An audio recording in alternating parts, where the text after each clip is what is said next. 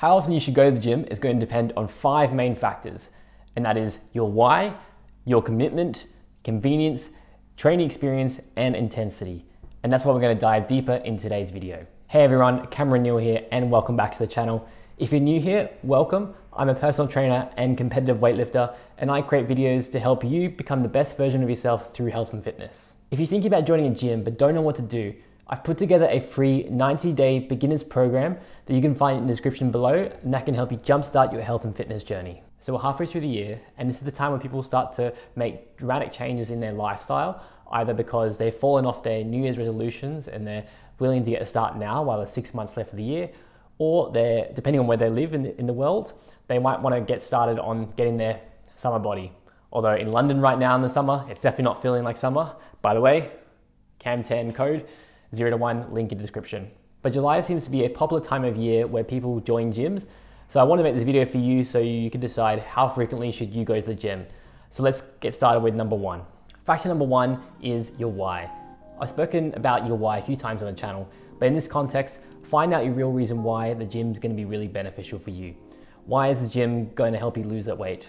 Why is going to the gym help you going to build muscle? Why do you want to go to the gym to reduce stress or run on the treadmill to get that 10K? These are the kind of questions that you need to be asking, because the answer to this is going to help you with the next 4 factors. So leading into factor number 2, that is commitment. How often are you willing to commit yourself to invest into your health and fitness? If losing weight is really a priority to you, then you should commit to yourself on going to the gym more frequently, 4 or 5 times a week. But if you can only commit yourself to 3 days a week before work, before family commitments, then that is the amount of time that you're going to go to the gym per week. And 3 days a week is definitely a really good start to making progress to losing weight. Consistency matters, but there's no magic number that fits for everyone. So you need to decide what's going to be best for you and your lifestyle. If you know in the past that you've burnt out from going to the gym 5 or 6 days a week, then perhaps going 2 or 3 days a week is going to be a good start to develop that habit and stick to it without feeling burnt out or overworked. But maybe you're the type of person that really likes routine or structure, so going to the gym 5 or 6 days a week might be a better option for you. Number 3 is convenience. The gym has to be convenient to you, because on those days when you don't really feel like it, it's going to be so much harder to get to the gym. For me, it takes about 20 minutes to get to the gym and a train ride, so even for me that's like pushing it a little bit. It's only because I love weightlifting, I'm an athlete, so making this trek is definitely worth it, but it all adds up. As an athlete, I train about 2 hours a day, 20 minutes there and back, and then a shower. It's like 3 hours out of my day gone. Make sure the gym is convenient to you. If I wasn't weightlifting, then I would be finding a gym on like my street or close by, or even if it's a really good one that's close to where I was working. The gym has to be convenient for you for the habit to stick long term.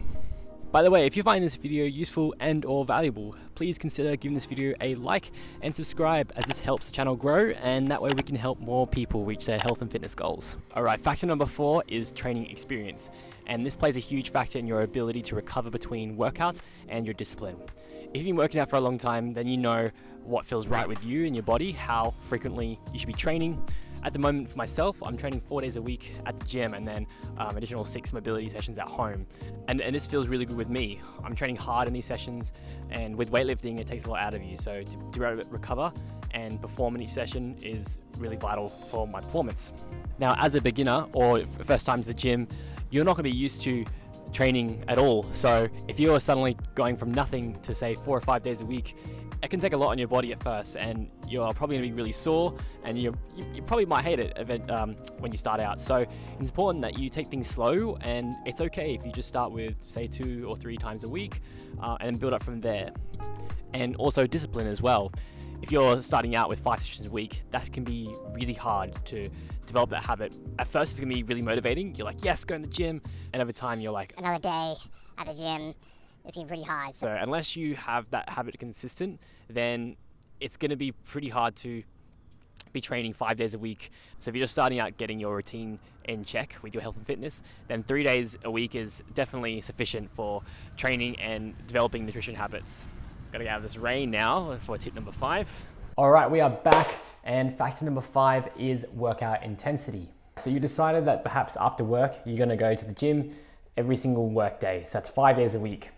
If you're not used to that, 5 days a week can be a lot in terms of training intensity. At first, it may be fine, experience a little soreness, But over time, if you're training really hard in your sessions, it can be really hard to recover between the sessions. Now, I really value training harder than last time as the approach, and that is really great for developing physical and mental resilience and strength. However, as a coach, I have a duty of care to make sure that you're training safely and not increasing your risk of injury. So if you're not used to it at all, training 5 days a week or more, and training really hard in these sessions, then that's going to increase your risk of injury because you're not going to be able to recover enough between these sessions. You have to develop your work capacity to be able to withstand those training sessions. And when your body is not prepared for the workout capacity, this is how injuries arise. And if you're not recovering enough between each session, then your risk of injury is going to really skyrocket. And while you're injured, it's still really good to keep on training and work around the injury itself. But for most people, unfortunately, they just go off the bandwagon. They get an injury and then that's it. I'm going to just dial it back a lot, not go to the gym, do some walks, etc. And then just wait until the injury is recovered just from rest. However, by doing that, you're really going to stall your progress in your health and fitness goals. That being said, if you're a beginner, don't feel anxious or nervous about injuring yourself from pushing yourself too hard. Technique is obviously important, but it's okay to push yourself through discomfort because this is how we grow. These are the things to think about for a training plan. If you want to commit yourself to every workday, for example, then perhaps just start yourself a little bit lighter until you've established a good routine 5 days a week and you're recovering enough between these sessions, and then you can ramp up the intensity. Alternatively, you could start with 2 or 3 sessions a week and really ramp up that intensity so that way you're really pushing yourself through these workouts, but then you have plenty of recovery time between these sessions. This might be a more appropriate option for you. That's the end of this video, guys. If you enjoy this content, you might be interested in signing up to my newsletter called Midweek Motivation, where every week I share a health and fitness tip, the highs and lows of my journey, or some motivational advice straight to your inbox every single week. If you're struggling with gym consistency, I do have a video here that you may want to check out. Let me know in the comments how frequently you go to the gym and how that fits well in your routine. Thank you so much for watching, and I'll see you in next week's video.